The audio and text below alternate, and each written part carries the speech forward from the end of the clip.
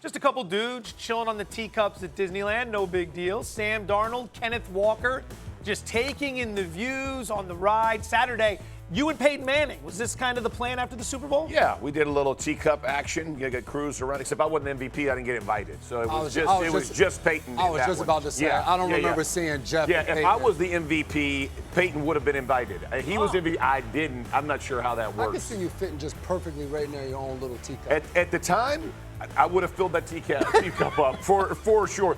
Two of us wouldn't have fit in that cup. I was a large human for sure. No way that teacup would be moving with that much speed. Yeah, right it'd there. be very slow with just no like spins. grinding to a halt. That's right.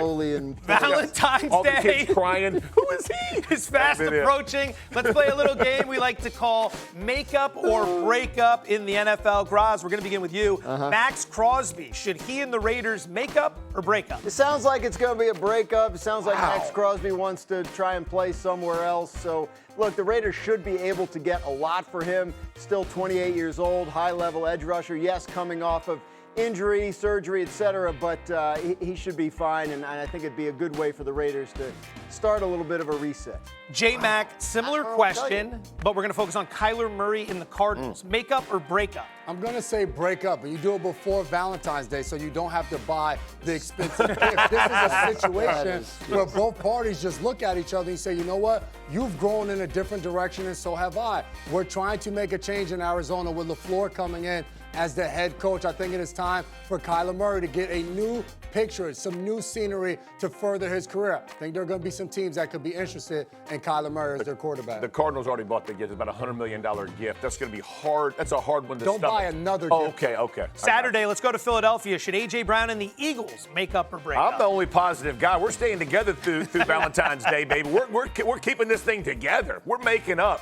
Howie's in the house. We got Sirianni in there. We got new offensive coordinators. We got new offensive line coaches. Let's bring it all together, hone it in. Don't let go of one of the best in our business to go somewhere else. I think they make up in this deal. Speaking of A.J. Brown, he hopped on Micah Parsons' podcast and spoke about Philly's shortcomings in 2025 and the changes coming to the offense next season. What could go wrong? We have great leaders in our locker room, and I'm fortunate to be a part of that, especially on offense. And we do have a lot of talent, but talent gets us nowhere. Sometimes change is not a bad thing. I have the utmost respect for KP. To me, he did a tremendous job, and he has a great heart. But I'm excited for the season. I'm excited for what's to come. So. All right, problem solved. Doesn't sound like a player who's necessarily dying to leave Philadelphia. What are you hearing? No, I think it could go either way, honestly. I don't think the Eagles are eager to trade him, but if he were to make it known behind the scenes that he wanted to be somewhere else, I think, they feel like they might be able to get something for him. So it's this one's a difficult one to predict. I can sit here and tell you I'm pretty sure Kyler Murray's not going to be a Cardinal next year. I don't really have a sense of how it breaks down with A.J. Brown and the Eagles. I think it's a relationship that could be mended, certainly, but also, we have seen enough and heard enough from A.J. Brown to indicate that things haven't always been rosy there. So hate to give a non-answer, but it's early in the offseason. Yeah, I agree. And listen, for the guy who, 2 years ago was reading books on the sideline and this past year could not have been, doing social media more for his boy KP. It sounds like that was not the greatest help. So he tried his best. Yeah, So whatever that sounds like, you hope. If you're an Eagle, it opens up your offense. It opens up your run game. It opens up for Devonta Smith. It opens up for your tight. He is a key piece in this offense. So if anything you can do to keep him in-house and keep him happy, I think that's what you try to do. That's the thing to keep in mind. The Eagles would need to know who replaces him, right? Exactly. It isn't like the Seahawks can trade DK Metcalf because they know what Jackson Smith-Njigba is about to be. I don't think the Eagles feel like there's a one-for-one replacement. That's right. If there's an opportunity, which team should have this guy circled? If I'm Brandon Beane, the general manager of the Buffalo Bills, I'm looking at this situation coming off of what just happened, firing Sean McDermott, you're elevating Joe Brady there as your head coach. This is an opportunity to get a wide receiver in the building for Josh Allen to throw the ball to. So, yes, if I'm Brandon Beane, I am calling Howie Roseman and saying, hey, AJ, I know you guys went through some things throughout the course of the season. He's saying all the right things, but if there's anything that goes down, let me be your first call to bring him over to Buffalo. Have you listened to Brandon Beane? Receiver, we don't need that, though. We're good. That was after We're good. That was after he exhausted all options. And Okay, nobody gave him yeah. one. Now it's like we're all set. Okay. I mean, you played the other side. You know what it's like to defend these guys. If you're Dallas, New York, Washington, you'd probably very much like to see Philly trade this guy, would you not? Oh, absolutely. And listen, for Philly, that's the thing. You have a brand new offensive coordinator. It is a new day in Philadelphia after what they went through last year offensively.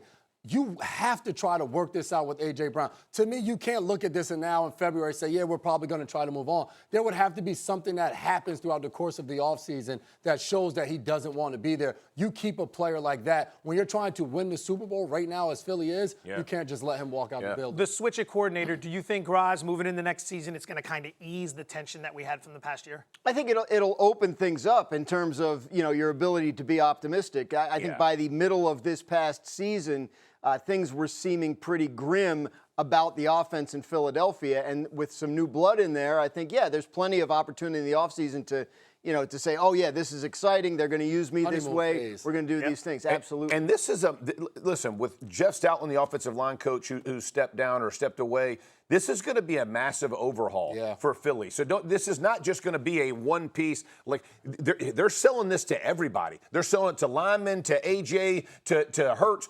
Everybody has to buy in. This is a completely different system that they've run in probably 5 or 6 years. In all honesty, this is a massive change. Don't undermine how big this is for everybody. For a little segment we like to call QB Quandary. Graz, we start with you, and we start with the Atlanta Falcons. What should they do at quarterback? Honestly, they should try and figure out a way to get Kirk Cousins back. They've restructured his contract in such a way that they pretty much have to release him, but that doesn't prevent them from bringing him back on a different deal. He played for Kevin Stefanski in Minnesota, the new Falcons head coach. They know each other. We don't know what the status is of Michael Penix's recovery from injury. Cousins finished the season as a starter. It would make some sense for them to find a way to reunite. Heading south to Miami, J-Mac, what should the Dolphins do at quarterback? Doesn't look like Tua Tagovailoa is going to be back. I'm assuming this. I would say, hey, if you're Jeff Hafley, you just spent the last 2 years going against Malik Willis every single day in practice, him running the scout team.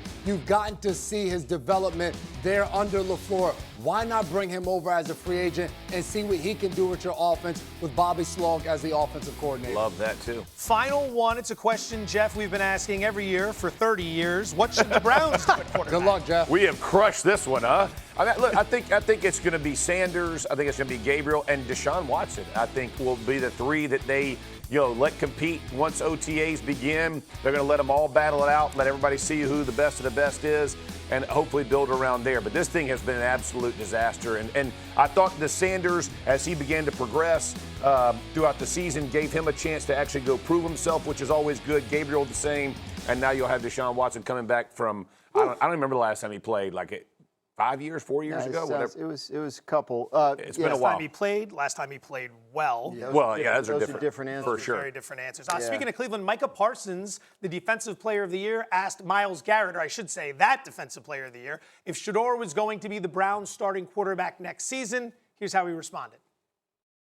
Do y'all have the guy? Is Shedeur the guy? That's what we're looking at as a guy. We're going to give him a shot to prove that he's a guy. So we're not going to give anyone that title until they go out there and earn it. And he was the last person to be on the field, and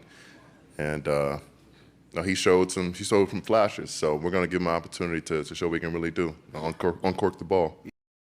A lot of big gets for Parsons on Media Row last week. Graz, he might have a future in this sort of thing. It wasn't a ringing endorsement of That's a terrible question. Somebody's going to be the guy. Yeah, exactly. He was there last year. He was starting at the end of this season. He was. Does Shedeur carry that momentum into next season? Is he going to be the starter all through this process? It really depends on who else they can get. And, you mentioned Deshaun Watson. He is under contract there for one more year at a fully guaranteed $46 million. So if he can play, you would think he'd have a shot. So, I think Cleveland's quarterback situation, breaking news, obviously very murky and difficult to figure out.